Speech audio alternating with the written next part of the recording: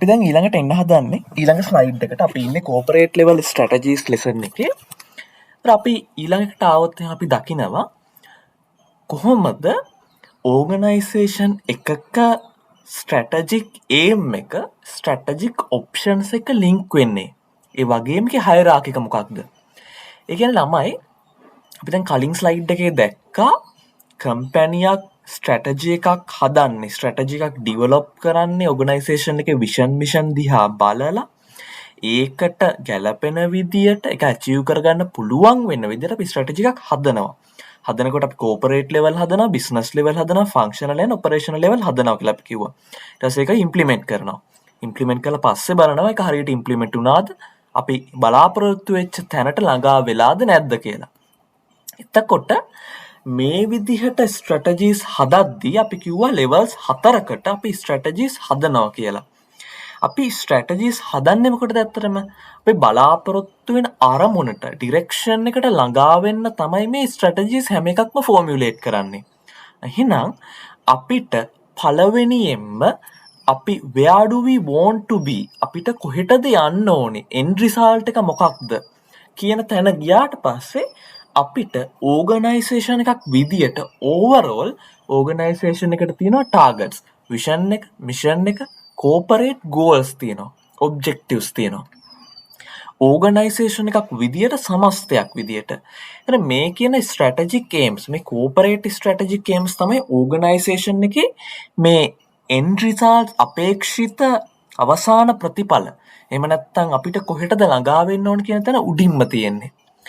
මේ කියන corporate strategic games ළඟා කරගන්න පාවිච්චි කරන්න පුළුවන් විදි ක්‍රමවේද තමයි අපි කියන්නේ මොනවද? Corporate level strategic options. කියන්නේ how do we get to there?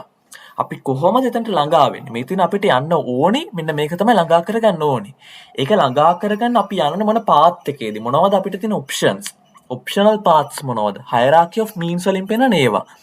එතකොට මේ කියන කෝපරේට් ස්ට්‍රැටජික් ගේම්ස් ළඟා කරගන්න පාවිච්චි කරන ඔප්ෂන්ස් තමයි මේ තියෙන්නේ. එතකොට ඊළඟ දේ තමයි අපි කෝපරේට් ස්ට්‍රැටජිස් ළඟා කරගන්න යද්දි දැන් හිතන්න බිස්නස් එක, අපේ බිස්නස් එක හිතන්න හේලිස් කියලා. හේලිස් බිස්නස් එක ගත්තොත් එහෙම හේලිස් කියන්නේ group of companies. සම්පූර්ණ group එකක්. මේ group එක යටතේ companies කියන්නේ segments ගොඩක් තියෙනවා. strategic business units ගොඩක් තියෙනවා. හරිද? එතන මේ කන්සියුමර් වෙන්න පුළුවන්, එහෙම නැත්නම් ඉන්ඩස්ට්‍රියල් සොලියුෂන්ස් වෙන්න පුළුවන්. ඊට පස්සේ ගත්තොත් එහෙම අපි කියනවා හෙල්ත් කෙයාර් වෙන්න පුළුවන්. ගොඩාක් දේවල් තියෙනවනේ.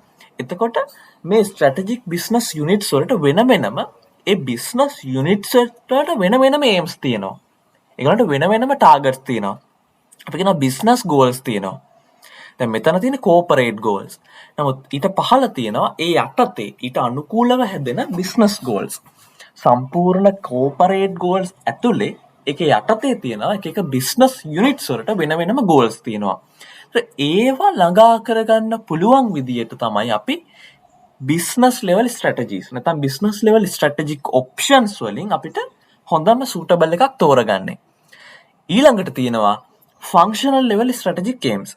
බිස්නස් ලෙවල් වගේම හැම බිස්නස් ලයින් එකක් යටතේම හේලිස් වල අපි ගත්තොත් කන්සියුමර් යුනිට් එක යටතේ, ලොජිස්ටික් යුනිට් එක යටතේ, ඉන්ඩස්ට්‍රියල් සොලියුෂන්ස් යුනිට් එක යටතේ, ඒ විදිහට හැම සෙග්මන්ට් එකක් යටතේම තියෙනවා ෆන්ක්ෂන්ස්. මොනවද ෆන්ක්ෂන්ස්? සේල්ස් ෆන්ක්ෂන් එකක් තියෙනවා, මාකටිං ෆන්ක්ෂන් එකක්, ප්‍රොඩක්ෂන් ෆන්ක්ෂන් එකක්, ෆයිනෑන්ස් ෆන්ක්ෂන් එකක්, රිසර්ච් ඇන්ඩ් ඩෙවලොප්මන්ට්. ඒ විදිහට ෆන්ක්ෂන්ස් තියෙනවා. ඒතර මේ ෆන්ක්ෂන්ස් වලට වෙන වෙනම ඔබ්ජෙක්ටිව්ස් තියෙනවා, ෆන්ක්ෂනල් ඔබ්ජෙක්ටිව්ස්. ඒ ෆන්ක්ෂන්ස් වල ඔබ්ජෙක්ටිව්ස් හැදෙන්නේ අර බිස්නස් යුනිට් එකේ ඔබ්ජෙක්ටිව්ස් වලට ඉන් ලයින් යන විදියට. ඒවට කන්ට්‍රඩික්ට් වෙන්න බෑ. ඒ බිස්නස් ඔබ්ජෙක්ටිව්ස් ළඟා කරගන්න ඊට පස්සේ යටතේ තියෙන ෆන්ක්ෂනල් ඔබ්ජෙක්ටිව්ස් ළඟා කරගන්න ඒ ෆන්ක්ෂන්ස් වලට වෙනම තියෙන මොනවද? Functional strategies. අපි කියන ෆන්ක්ෂනල් ස්ට්‍රැටජික් ඔප්ෂන්ස් තියෙනවා. ඒ වෑන් ඒගොල්ලෝ හොඳ එකක් තෝරගන්න ඕනේ. ඊට පස්සේ අවසාන යටතේ අපි එනවා මොකක්ද? Operational level. කියන්නේ ඩේ ටු ඩේ බිස්නස් ඇක්ටිවිටීස්. ඒවා යටතේ අපි ළඟා කරගන්න බලාපොරොත්තු වෙන ඔපරේෂනල් ඔබ්ජෙක්ටිව්ස් තියෙනවා. ඔපරේෂනල් ටාගට්ස් තියෙනවා. මේ කියන ඔපරේෂනල් ලෙවල් ස්ට්‍රැටජික් ගේම්ස් අචීව් කරගන්න පුළුවන් වෙන විදියට අපි හදනවා මොනවද? Operational level strategies. එතකොට ළමයි මේ හැම එකක්ම එකිනෙකට සම්බන්ධයි. කම්බයින්.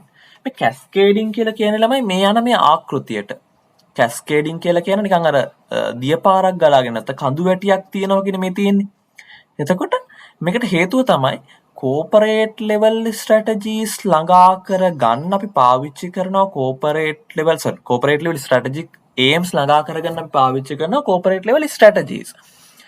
ඊළඟ දේ තමයි මේ corporate level strategic aims base කරගෙන තමයි බිස්නස් ලෙවල් ස්ට්‍රැටජික් ටාගට්ස් හැදෙන්නේ.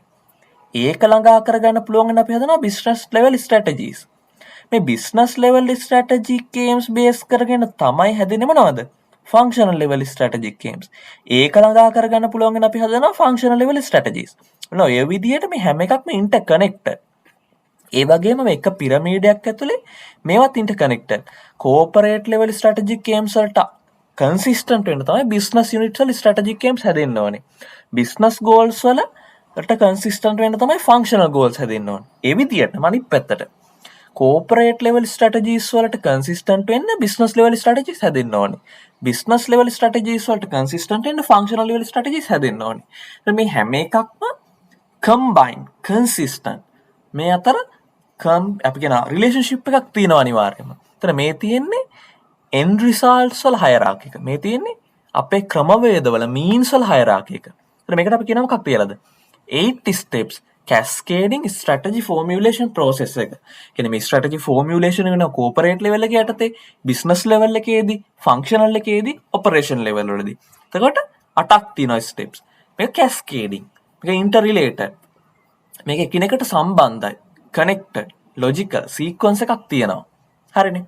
ඊළඟට අපි කතා කරනවා මේ අපි කතා කරපු අධ්‍යයන 8ක් තියෙන මේ process එකේ නැත්තම් මේ අතරම ගත්තොත් stages 4ක් තියෙනවා. corporate, business, functional and operational. මේක අපි කතා කරන ළමයි පළවෙනි එක corporate strategy. අතන මේ subject එකේ අපි mainly කතා කරන්න බලාපොරොත්තු වෙන්නේ corporate and business level තමයි. functional and operational ගැන assume කරන subject එක යටතේ ඔයාලට යම් knowledge එකක් තියෙනවා කියලා. කියන්නේ functions කියලා කොහරි කොටසේ ඒක අපි කියන marketing වෙන්න පුළුවන්, finance වෙන්න පුළුවන්, HR වෙන්න පුළුවන්, ගොඩක් functions තියෙනවානේ. ඒතර ඒවට අදාළ subjects ඇත්තටම අපි එක subject ඉගෙනගෙන තියෙනවා. operations management වලදී operations ගැන ඉගෙනගෙන තියෙනවා. human resource management වලදී HR ගැන ඉගෙනගෙන තියෙනවා.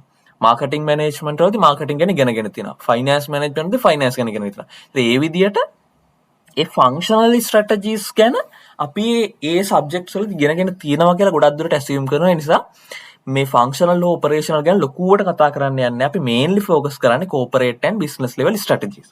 ඒතර එතනදී මේ පාඩම යටතේ උන් අපි එනවා මේ පාඩමේදී අපි කතා කරන්න focus කරන්නේ මොනවද? corporate level strategies. ඒතර මේ corporate level strategies කියන ළමයි organization එක overall organization එකටම commonly බලපාන strategies.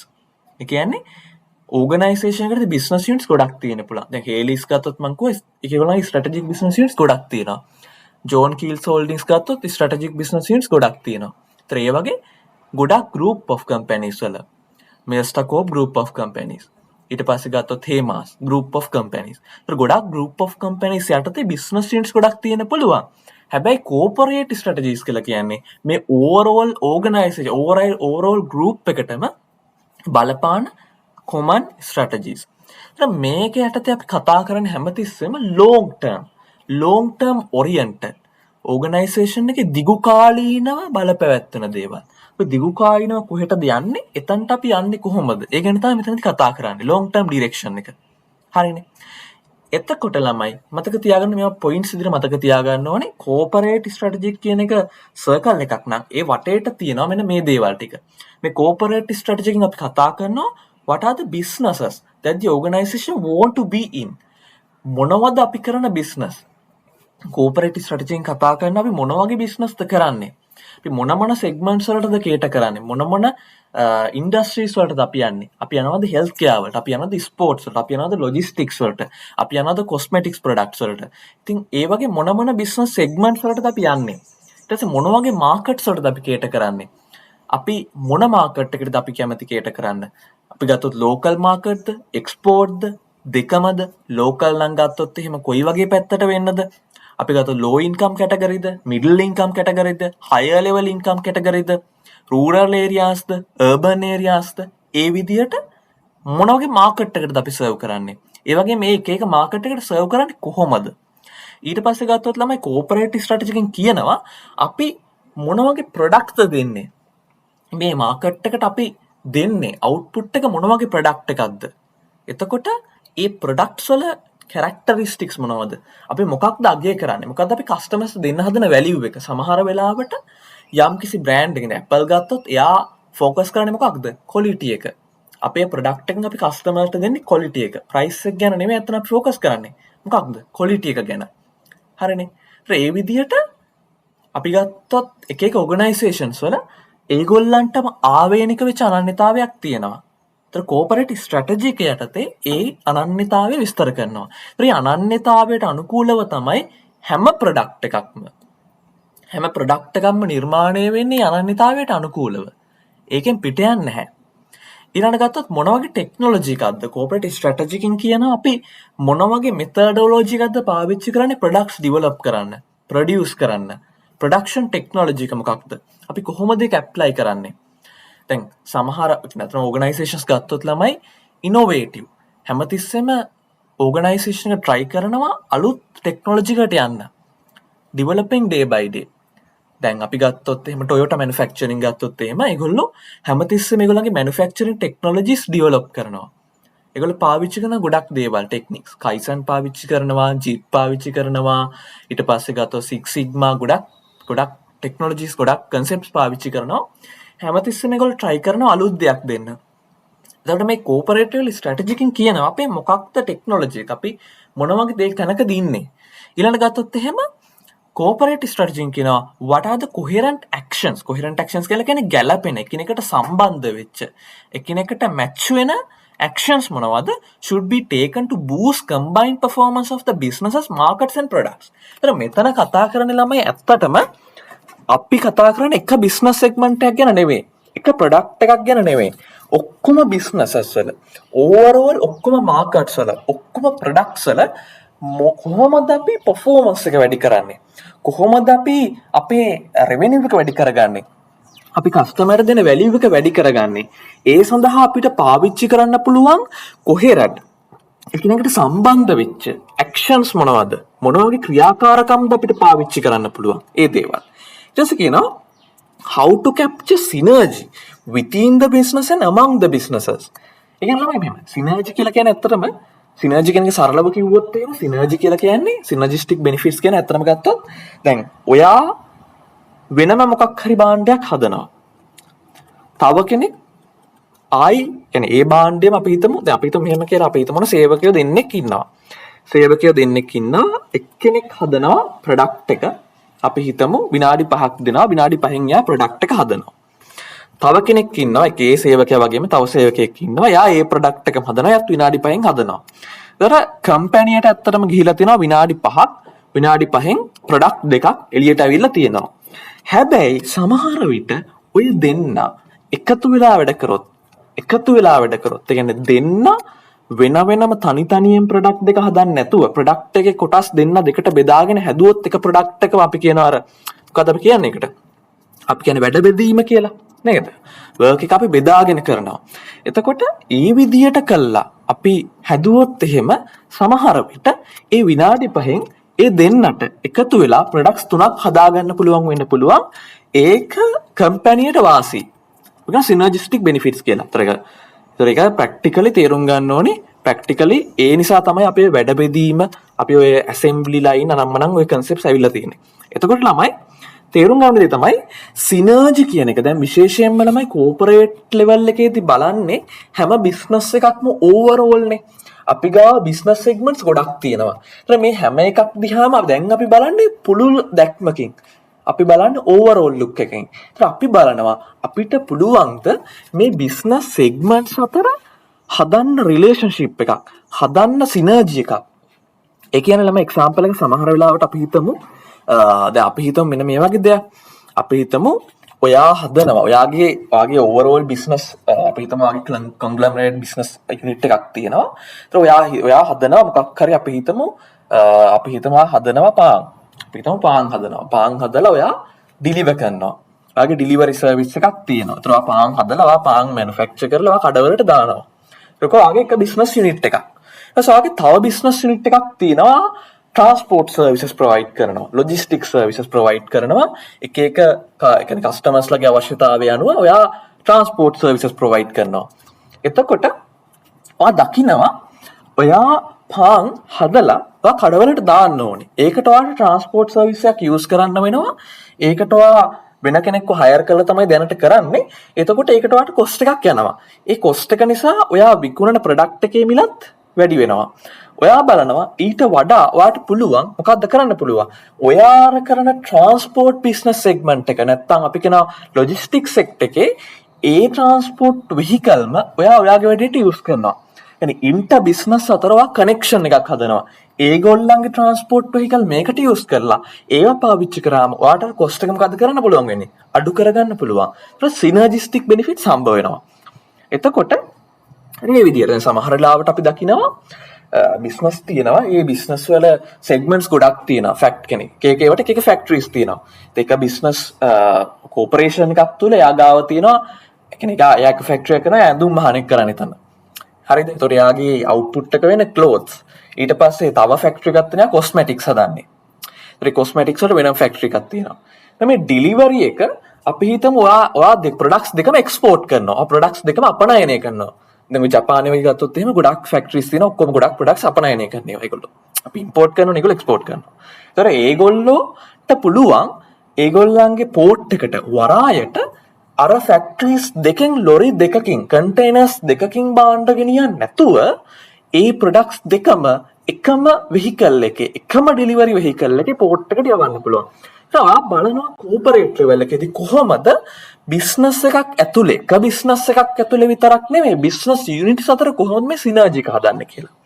ඊළඟට establishing investment priorities and steering corporate resources into most attractive units. ඒ කියන්නේ කෝපරේට් ලෙවල් එකේදී බලනවා ඔයාගේ තියෙන බිස්නස් යුනිට්ස් 10ක් තියෙනවා නම් ඒ 10න් මොනවද most attractive units? ඔයාට පේන විදියට ට්‍රෙන්ඩින් ඒවා මොනවද? මොනවද තව ඩෙවලොප් කරන්න පුළුවන්? හොඳටම perform කරන්නේ මොනවද? ඒවට තමයි ඔයා එහෙනම් මොකද කරන්න ඕනේ? වැඩිපුර රිසෝස් ඇලොකේට් කරන්න ඕනේ. අපි දන්නවනේ සාමාන්‍යයෙන් ධනවාදී ආර්ථික ක්‍රමවේදයක් තුල වැඩිපුරම රිසෝස් ඇලොකේට් වෙන්නේ මොනවටද? වැඩිම ලාභයක් එනේවට. ඒතර ප්‍රොඩක්ටිවිටි එක ප්‍රොෆිටබිලිටි වැඩි මේවට ඔයා රිසෝස් වැඩිපුර ඇලොකේට් කරනවා අනිත් ඒවා අඩුවෙන්. ඉන්වෙස්ට්මන්ට් ප්‍රයොරිටි අඳුර ගන්නවා. ඊළඟට how to build and maintain the corporate image of the organization and address the corporate stakeholder needs. එතකොට දැන් අපේ කෝපරේෂන් එකේ ඔයා බලනවා ඔයාගේ කෝපරේට් ඉමේජ් එක. ඔයා හදාගෙන තියෙන යම්කිසි ඉමේජ් එකක්. ඒ ඉමේජ් එක හානි වෙන දෙයක් ඔයා කරන්නේ නැහැ. ඒ කියන්නේ ඔයාට බිස්නස් යුනිට්ස් ගොඩක් තියෙනවා. හැබැයි එක බිස්නස් යුනිට් එකකින්වත් ඒවා හදාගත්ත ඉමේජ් එකට හානියක් වෙන්න බෑ. දැන් අපි ගත්තොත් එහෙම සාමාන්‍යයෙන් BMW ගන්නකො BMW car manufacturing organization එක ප්‍රසිද්ධ මොකටද ළමයි ප්‍රසිද්ධ ඒගොල්ලන්ගේ quality එකට කියන්නේ status එකට ඒකේ අපි ගත්තොත් තියෙන අර කියන්නේ අපි කියන්නේ මොකද්ද ඒ කියන්නේ luxury vehicle නේද ඒ කියන්නේ යම්කිසි status එකක් තියෙන කෙනෙක්නේ ගන්නෙ එතකොට ඒගොල්ලෝ කවදාවත් හදන්නේ නැහැ සාමාන්‍ය මධ්‍යම පාන්තික නැත්නම් අඩු ආදායම් පාන්තිකයෙක්ගේ ආදායමට සමාන වෙන විදිහට එහෙම කෙනෙක්ට ගන්න පුළුවන් වෙන වෙහිකල් එකක් ඒගොල්ලෝ හදනවාද? එහෙම හදන්න පුළුවන් හැදුවොත් මොකද්ද වෙන්නේ? හැදුවොත් වෙන දේ තමයි ඒගොල්ලොන්ගේ අර ටාගට් මාකට් එක මොකද වෙන්නේ? නැති වෙනවා. මොකද එනේ යාට අලුත් කස්ටමර්ස්ලා ටිකක් හොයාගන්න පුළුවන් ඒක හරි. ඒත් ඊට පස්සේ දැනට BMW එකක් තියෙන ධනවත් මිනිස්සෙක් බලනවා මමත් BMW එකක් පාවිච්චි කරනවා මට වඩා අඩු ආදායමක් ගන්න කෙනෙකුට BMW එකක් පාවිච්චි කරනවා. තේරුමක් නැහැ කියලා හිතනවා. ත්‍රයා යනවා එකෙන් වෙනකොට බෙන්ස් එකට යනවා. මොකක් හරි. ඒ විදිහට හැමතිස්සෙම බලනවා කෝපරේට් ලෙවල් ස්ට්‍රැටජි එකේදී බලනවා මේ බිස්නස් ලෙවල්ස් වල වෙන ඇක්ටිවිටිස් ක්‍රියාකාරකම් වලින් අර ඕවර්ऑල් ඉමේජ් එකට ඩැමේජ් එකක් වෙන්න බෑ.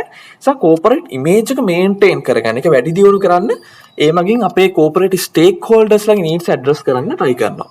ඒක කෝපරේට් ස්ට්‍රැටජි කියලා කියන ළමයි මේ හැම දෙයක්ම ආවරණය වෙන පුළුල් දෙයක්. මට හොඳයි ඔයාලා කෝපරේට් ස්ට්‍රැටජි කියලා දාලා මේ හැම එකක්ම වටේට ඇඳ ගන්න. ඒ කියන්නේ මේ තමයි මාකට්ස් ඇඩ්‍රස් කරනවා, බිස්නස් එක, ප්‍රොඩක්ට්ස්, ටෙක්නොලොජි විස්තර කරනවා, කොහෙරන්ට් ඇක්ෂන්ස්, ඒ විදිහට මෙන්න මේ දේවල් ටික. හරි.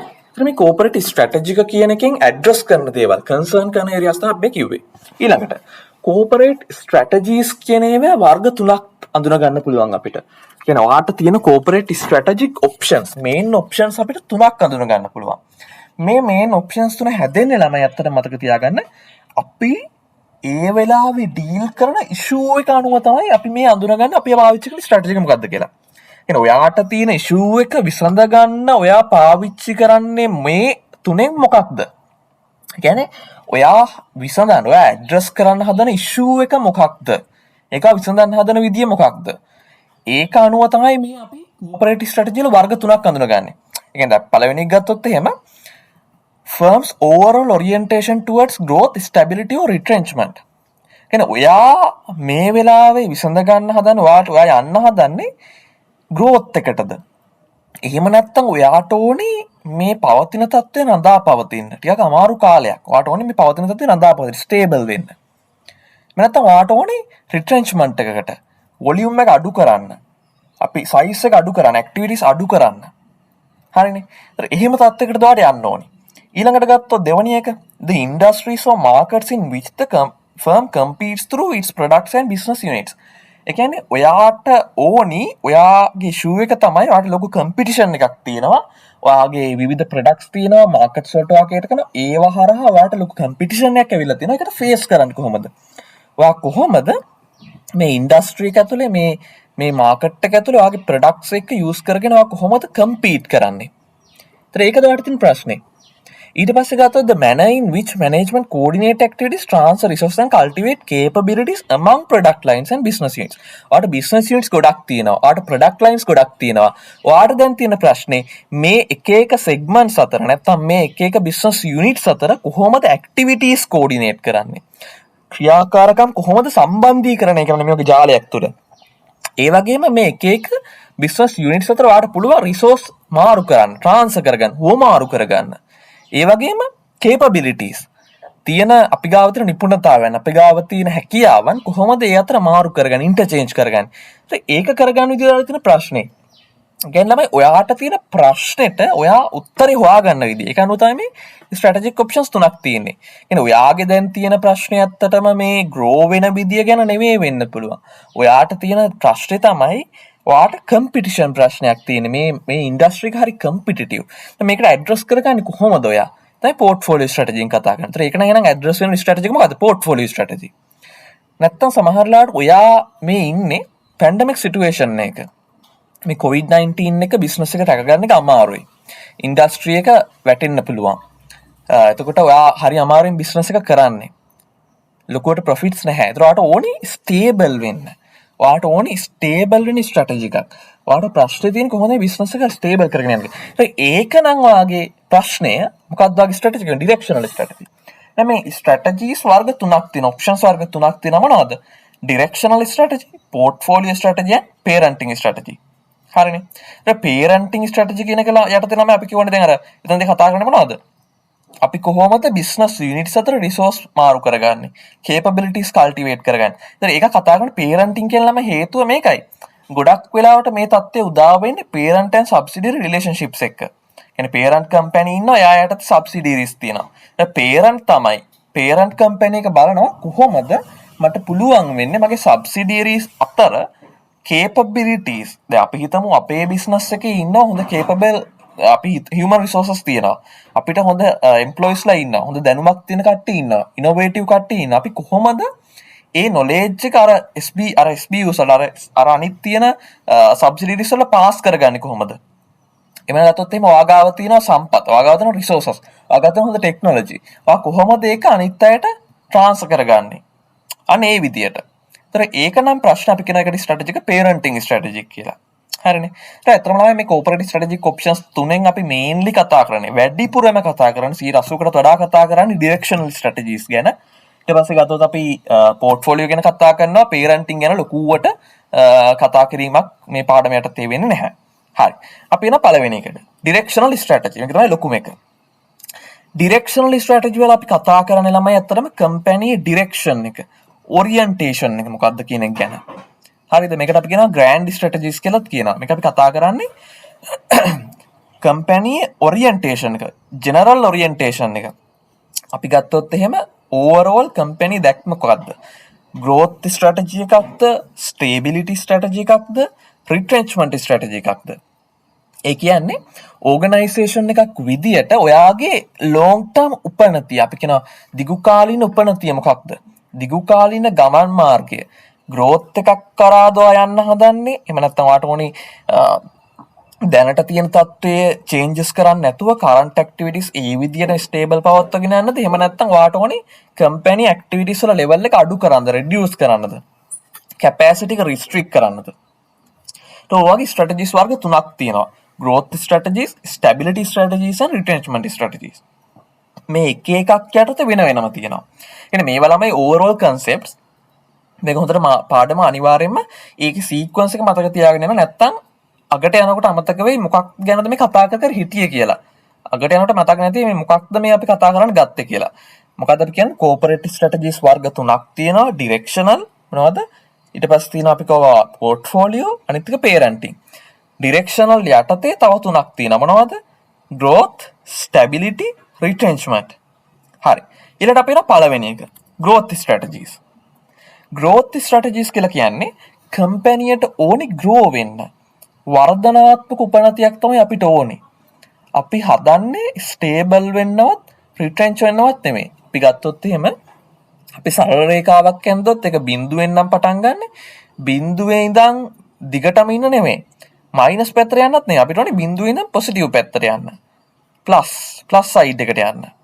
ඒක ග්‍රෝ වෙන්න තමයි අපිට ඕනේ. එතන මේ ග්‍රෝ වෙන්න අපිට පාවිච්චි කරන්න පුළුවන් ඔප්ෂනල් නැත්නම් ඕල්ටර්නේටිව් ඩිරෙක්ෂන්ස් හතරක් තියෙනවා. ග්‍රෝ වීම යටතේ growth strategy එක යටතේ අපිට වර්ධනාත්මක උපනතියක් ළඟා කර ගැනීම සඳහා අපිට available වෙන මොනවද? options තියෙනවා ළමයි හතරක්.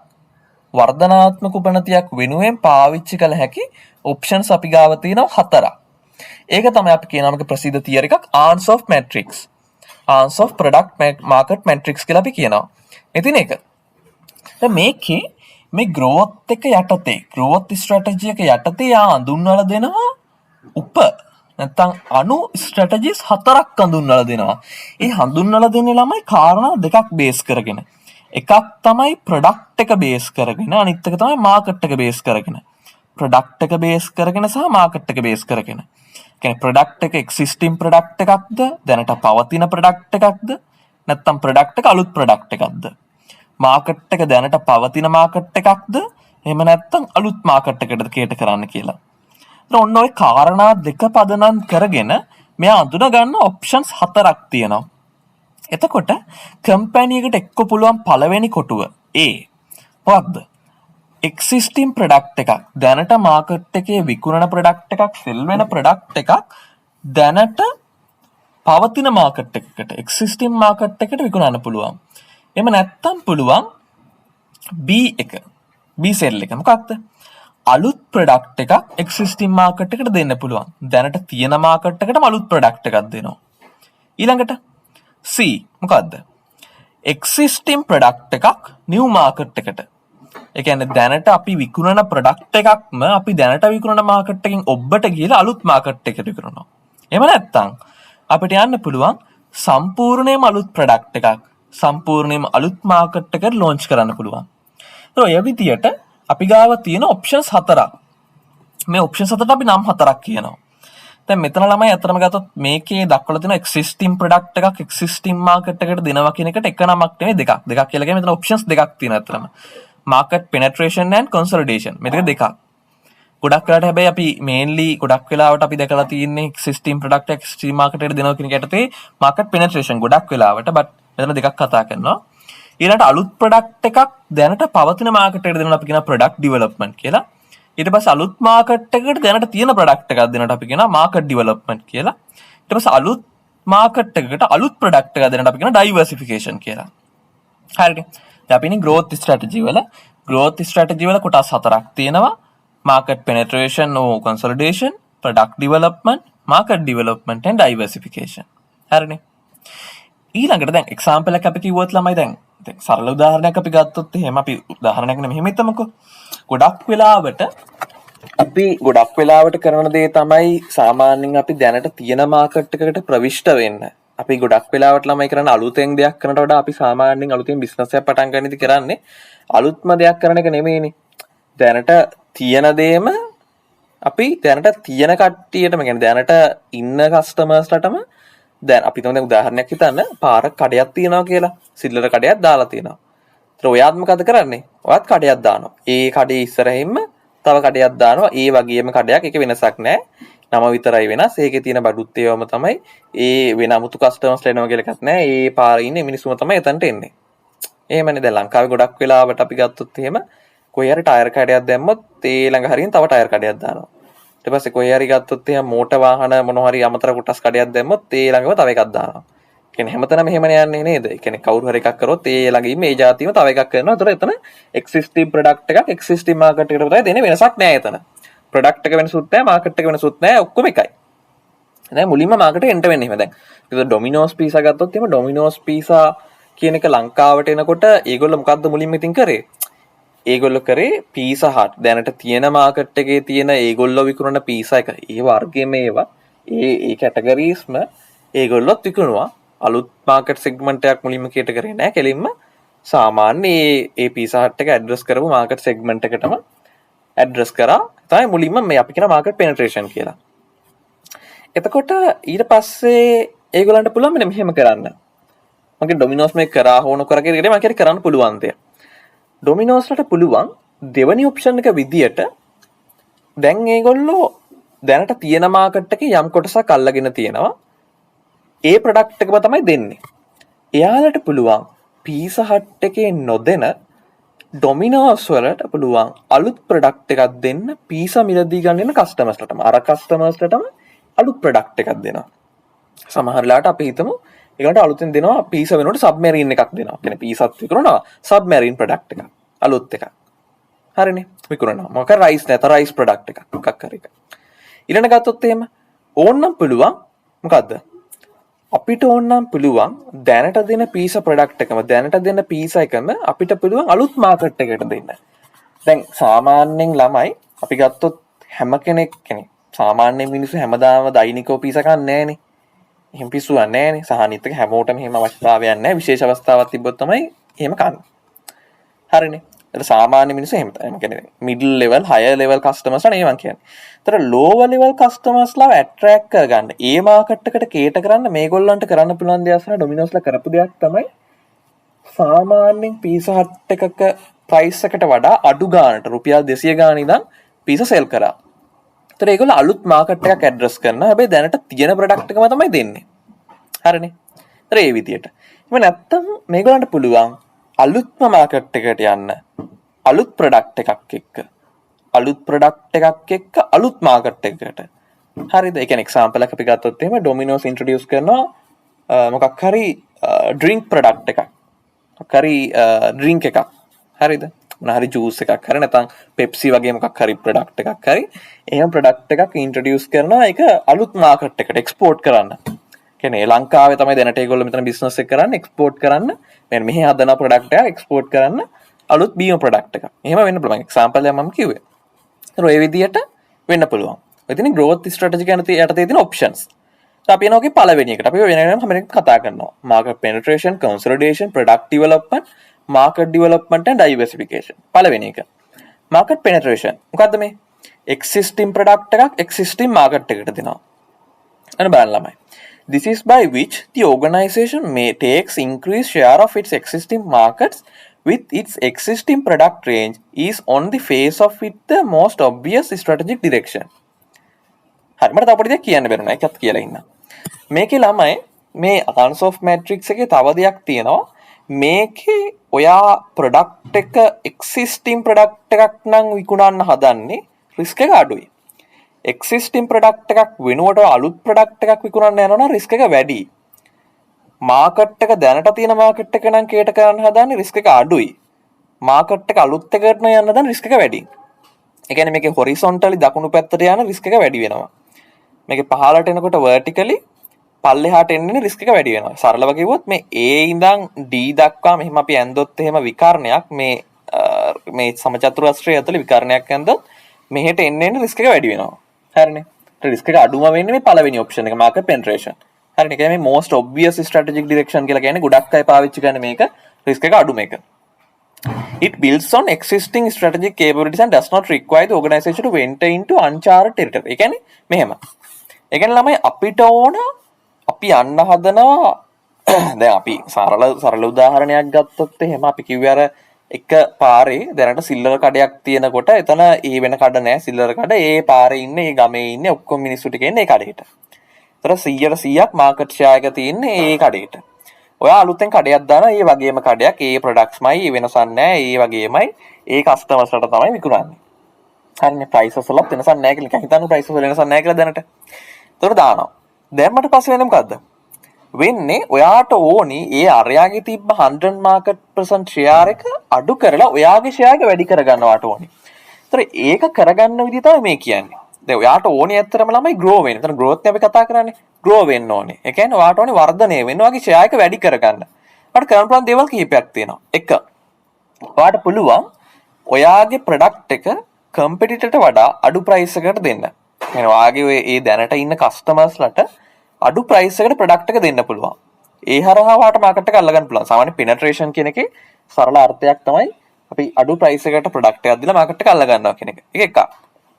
දෙවෙනි එක පුළුවන් දැනට ඉන්න කස්ටමර්ස්ලාගේ පරිභෝජන වාර ගන්න වැඩි කරන්න පුළුවන්.